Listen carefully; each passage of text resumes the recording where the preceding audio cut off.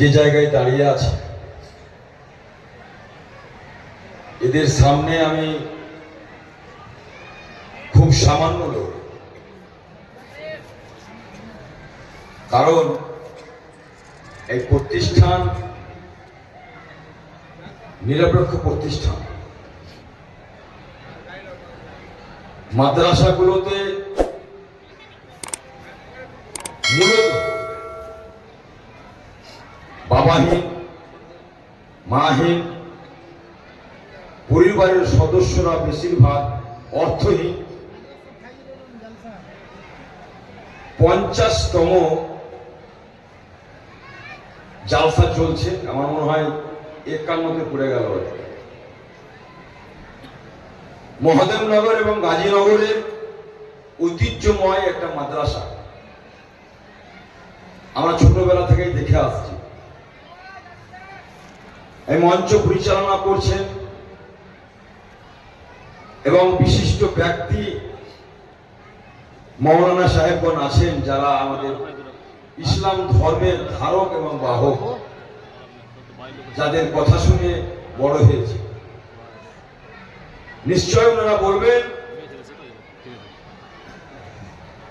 পৃথিবীর মানুষ আজকে কোন জায়গায় আছে, আমাদের কি করণীয়, কিভাবে আমাদের বাঁচতে হবে। এই যে আজকে কোরআনের পাখি কেউ শুরু করে, কারোর শেষ হয়। বর্তমান প্রজন্ম আমরা যারা এই মাদ্রাসাকে পরিচালনা করছি, সমাজকে পরিচালনা করছি, দেশকে পরিচালনা করছি, আগামী প্রজন্ম এই ছেলেগুলোর হাতে তুলে দিতে হবে। প্রকৃতির নিয়মে প্রত্যেকটা মানুষকে তার মৃত্যুর স্বাদ গ্রহণ করতে হবে। তাই আমাদের উচিত প্রত্যেকটা গার্জেন, অভিভাবক, অভিভাবিকা, যারা আমরা মরণ সর্দার আছি, সমাজ কিভাবে সুষ্ঠুভাবে চলবে, কিভাবে আমরা মাথা উঁচু করে বাঁচব। আমি জালসায় ঢুকতে ঢুকতেই একটা মৌলানা সাহেব বলছিলেন, আমরা কেন পিছিয়ে আছি জানেন? আমরা অবৈধ কাজে, অসামাজিক কাজে লিপ্ত বেশি, শিক্ষার হার কম। আমি এতগুলো লোকের সামনেই বলছি, দুনিয়াবি শিক্ষার সাথে সাথে তালিমি শিক্ষা যদি লাভ না করেন, পুঁথিগত বিদ্যার সাথে সাথে তালিমি শিক্ষা যদি লাভ না করেন, তাহলে পূর্ণাঙ্গ মানুষ হিসেবে আমরা জয়লাভ করতে পারবো না। ইসলাম শিক্ষা অর্জন করতে বলেছে। আপনি একটা রুটি কম খান, একবেলা কম খান, তাহলে আপনার সোসাইটি, আপনার কম, আপনার জাত, মানব জাতি, দেশ, সমাজ গড়ার একটা কারিগর হতে পারবে। আমাদের মধ্যে অনেকে আমরা জালসা শুনতে আসি, হাজার হাজার লোক, তবুও আজকে এখানে ভালো লাগছে আর কি। অন্তত পক্ষে বক্তব্য যারা রাখবে তার সামনে যদি শ্রোতা না থাকে শোনার মতো, বক্তব্যটাও বলতেও ভালো লাগে না, শুনতেও ভালো লাগে না। এখানে অন্য জায়গার চাইতে লোক সংখ্যাটা কিন্তু আছে, কিন্তু আরো বাইরে এর চাইতে কয়েক গুণ বেশি লোক আছে। মানে এখন হাতে অ্যান্ড্রয়েড মোবাইল হয়ে যাওয়ার ফলে, বাড়িতে টিভি হয়ে যাওয়ার ফলে মানুষ বাড়িতে বসে বসে জালসা, গান বাজনা সবকিছু বাড়ির মধ্যে শুনছে। কিন্তু আমার মনে হয় এখানে এসে শুনলে 10% মানুষও যদি আমরা আমাদের ইসলামের 2 তারিখা মেনে চলতে পারি, লাভবান করতে পারি, লাভবান হতে পারি। ইসলাম যে 5টা স্তম্ভের উপরে দাঁড়িয়ে আছে, সেগুলো যদি আমরা অনুকরণ করতে পারি, তাহলে মনে করব আমাদের জালসা বা আমাদের মজলিস, আলোচনা সভা সাকসেস হয়েছে। আপনারা কোরআন হাদিসের গল্প কথা শুনবেন, সেগুলো মেনে চলবেন। প্রত্যেকটা মানুষের উপরে 5টা জিনিস ফরজ। সেটা সে যতগুলোই জমিদার, জোদ্দার, রাজা, মহারাজা, এমএলএ, এমপি, আপনার জন্য যে 3.5 হাত জায়গা পৃথিবীতে আছে সেটা আমার জন্য বরাদ্দ আছে। বাকি যেগুলো আমি ধন সম্পদ করলাম সেগুলো সঙ্গে যাবে না। আমি দুনিয়াতে এলাম, দুনিয়াতে কি পেলাম তার চাইতে বড় কথা আমি সমাজকে, দুনিয়াকে, দেশকে কি দিয়ে গেলাম। আজকে দেখুন এই যে লেখাপড়ার ব্যাপারটা কোনো বস্তু নয়। উনিও যারা আজকে শিখেছে বা যারা শিখিয়েছে তারাও কারো কাছে শিখেছে, আবার এনারা যে শিখলো কোরআন হাদিসটা, তারা আমাদের আরো বিস্তার করবে, আমাদের কোরআন হাদিসকে আরো বিস্তার করবে এবং অসামাজিক কাজ থেকে আমাদের সুস্থ সমাজে ফিরিয়ে নিয়ে আসবে।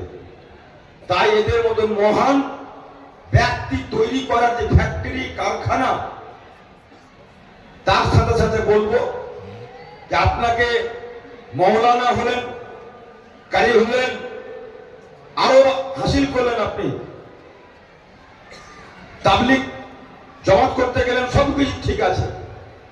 তার মধ্যে দুনিয়াতে যখন এসছি একটা জিনিস দিয়ে চলবে না, যেমন দুনিয়ার ভারসাম্য উপরওয়ালা বজায় রেখেছে, সংসারে চলতে গিয়ে একটা ভ্যান মেলারও প্রয়োজন আছে। তাহলে ভ্যান মেলাকে কি শিক্ষা অর্জন করতে হবে না? শিক্ষা অর্জন করতে হবে। আমি সুশিক্ষিত হলাম, বিএ পাস করলাম, এমএ পাস করলাম বলে আমাকে চাকরি করতে হবে কোনো মানে নয়।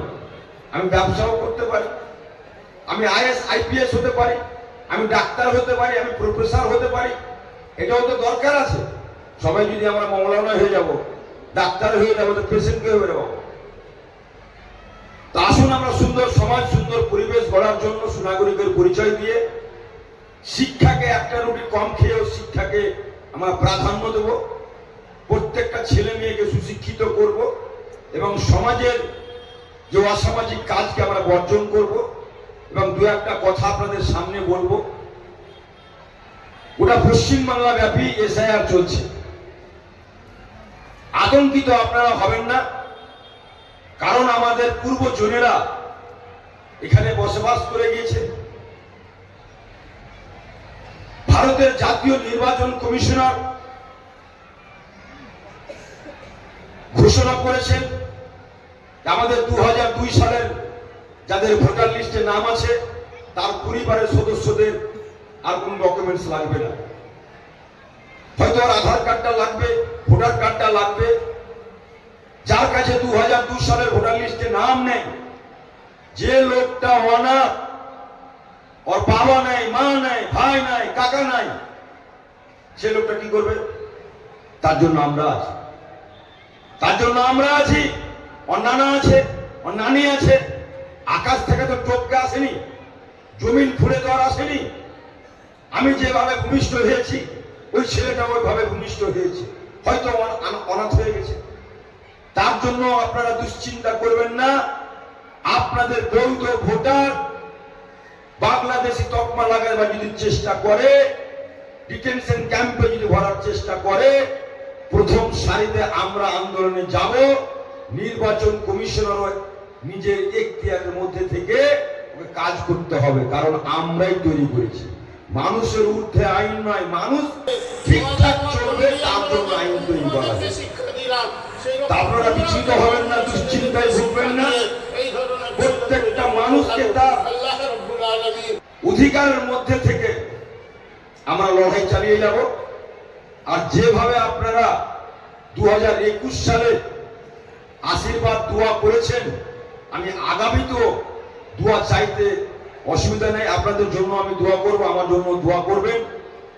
আমি মনে করি যে উদ্দেশ্য, লক্ষ্য নিয়ে আপনারা বিধানসভায় আমাকে পাঠিয়েছিলেন, সেই লক্ষ্য উদ্দেশ্য সম্পূর্ণ পূরণ করতে না পারলেও আমার ক্ষুদ্র ক্ষমতার মধ্য দিয়ে ভারতকে সাজিয়ে গুছিয়ে আর একটা চেষ্টা বা প্রক্রিয়া আমার চলছে।